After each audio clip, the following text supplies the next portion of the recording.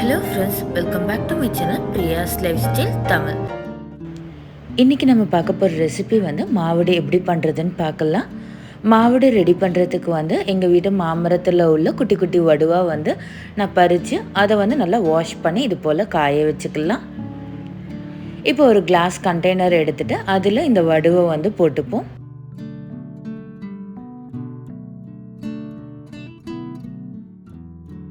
இது போல் நான் ஒரு கிளாஸ் ஜார் ஃபுல்லாகவே வடுவை போட்டுக்கிட்டேன். இப்போ இதுக்கு அரைச்சி ஊற்றுறதுக்கு நான் 20 காஞ்ச மிளகா போல் எடுத்துக்கிறேன்.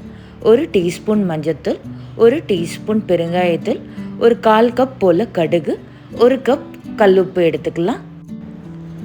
இப்போ மிக்சி ஜார் எடுத்துகிட்டு அதில் காஞ்ச மிளகா ஒரு 20, 1 கப் கல்லுப்பு, 1/4 கப் கடுகு, 1 டீஸ்பூன் மஞ்சத்தூள், 1 டீஸ்பூன் பெருங்காயத்தூள் இது எல்லாத்தையும் போட்டு நல்லா பவுடர் பண்ணி எடுத்துப்போம். இப்போ இதில் கொஞ்சமாக தண்ணி ஊற்றி இதை நல்லா அரைச்சி எடுத்துக்கலாம். இது போல் நல்லா ஃபைனாக அரைச்சதுக்கப்புறமா நல்லா தண்ணி ஊற்றி இன்னும் கொஞ்சம் நல்லா மிக்ஸ் பண்ணிப்போம். நான் மொத்தமாக ஒரு டம்ளர் போல் தண்ணி ஊற்றி இருக்கேன். இப்போ நம்ம அரைச்சி வச்சதை மாவடில் ஊற்றிக்கலாம்.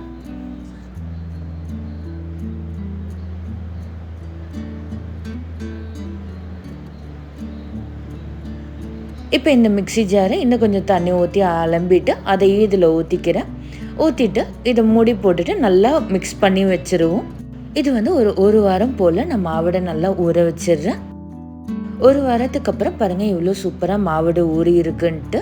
இதை நீங்கள் தயிர் சாதத்துக்கோ இல்லை வெத்த குழம்பு சாதத்துக்கோ தொட்டு சாப்பிட்டிங்கன்னா ரொம்ப டேஸ்ட்டாக இருக்கும். கண்டிப்பாக இந்த ரெசிபியை ட்ரை பண்ணி பார்த்துட்டு எப்படி இருந்ததுன்னு கீழே கமெண்ட் செக்ஷனில் கமெண்ட் பண்ணுங்கள். உங்களுக்கு இந்த வீடியோ பிடிச்சிருந்ததுன்னா மறக்காமல் லைக் பண்ணுங்கள், உங்கள் ஃப்ரெண்ட்ஸ் அண்ட் ஃபேமிலி கூட ஷேர் பண்ணுங்கள்.